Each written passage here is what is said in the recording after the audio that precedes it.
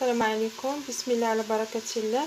اليوم غادي نديرو رغيفة بلدية مكناسية 100%. نحتاجو فيها نص كيلو ديال الفرص مع واحد قبصة ديال الملح باش ما كنساوهاش، عندنا معلقة صغيرة ديال القرفة، 3 المعالق كبار ديال الجنجلان اولا جوج اولا وحده على حسب المتوفر.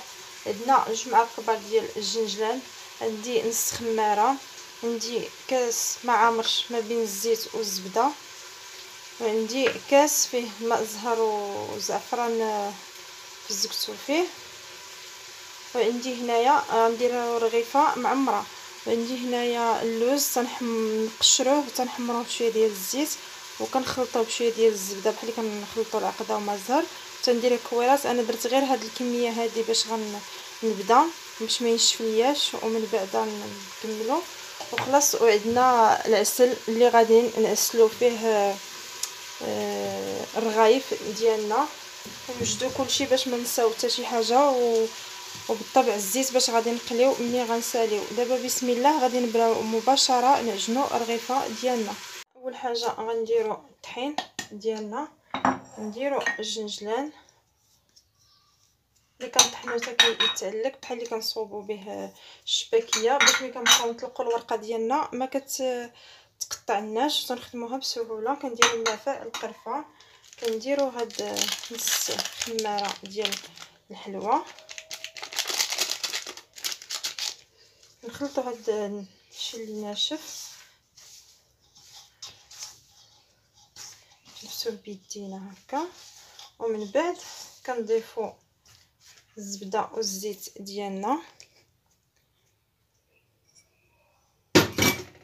تنحاولوا ندخلوا هاد الزيت في الطحين مزيان.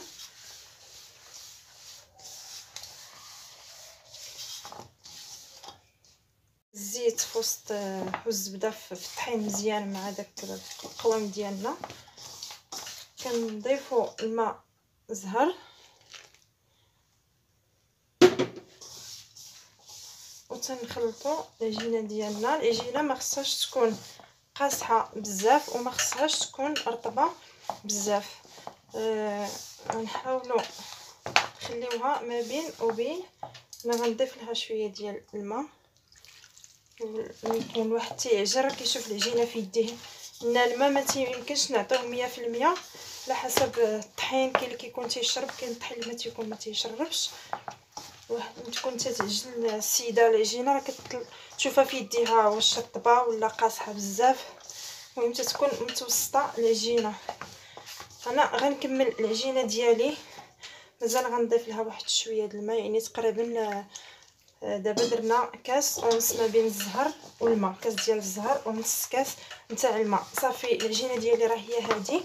انا غادي ندلكها مزيان ونديرها في بلاستيكه ونخليها ترتاح نصف ساعه ونتلاقاو باش نشكلوها كويرات. ومن بعد ما تنديروها كويرات كنوليو نخليوها ترتاح ربع ساعه باش كتجينا يعني سهله في الطليق. ملي نبغيو نطلقوها باش نعمروها ما كتبقاش ترجع علينا العجينه. ودابا العجينه ديالي ها هي يعني لينه ما قاصحاش وماشي رطبه بزاف.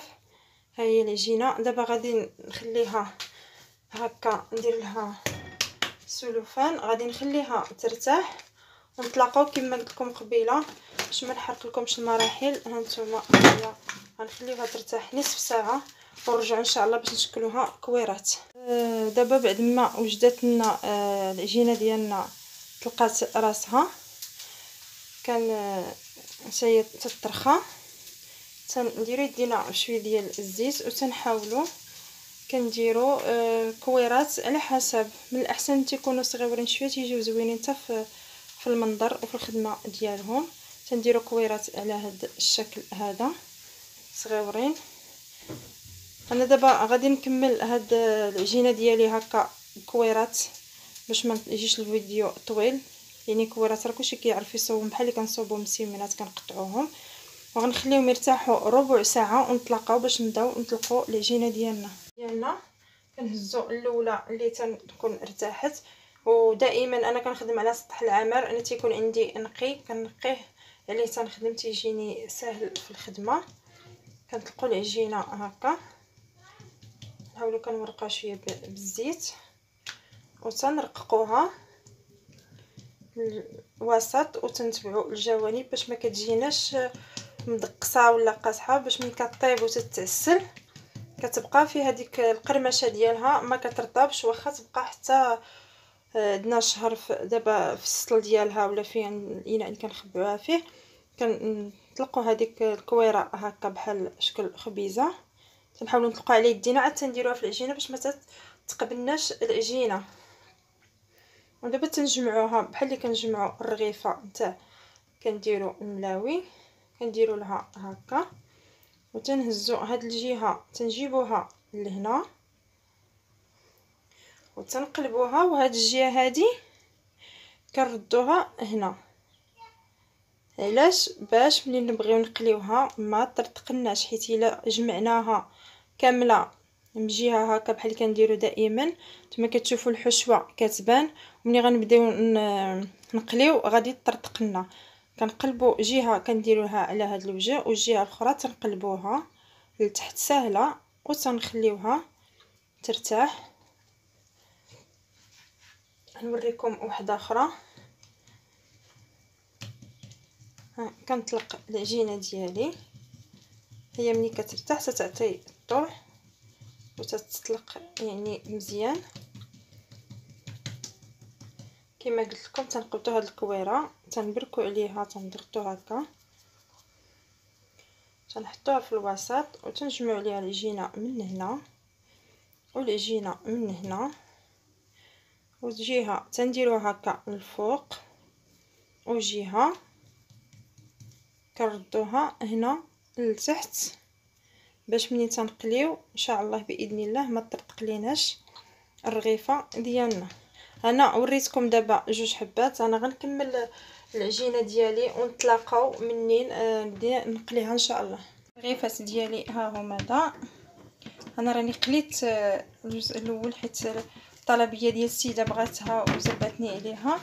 المهم انا راني قليت، بقات لي شي حاجه انا غنوريها لكم. كنضربوا عليها هكا مزيان، ها هي راه ما تتخرج لا عقده لا والو. نوريكم الثانيه، نحاولوا نضربوا غير بالصبع ديالنا شويه الجوانب وتنضغطوا شي شويه في الوسط باش ديك العقده اولا التعميره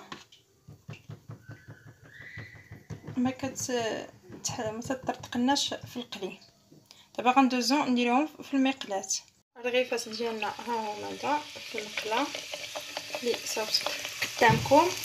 انا اللي قليت ها هما دا الوالا، وكاين الجزء اللي بديت كندير له الجنجلان ها هو.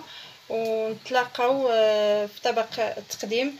يعني الرغيفه كما كنخدموا الشباكيه يعني كتحمر على الجهتين، كنديروها في العسل كنصفيوها ومن بعد كنديروا لها الجنجلان. نظرا انا لان السيده بغاتها وما كانش عندي الوقت نصوبت واحد الكميه كثيره.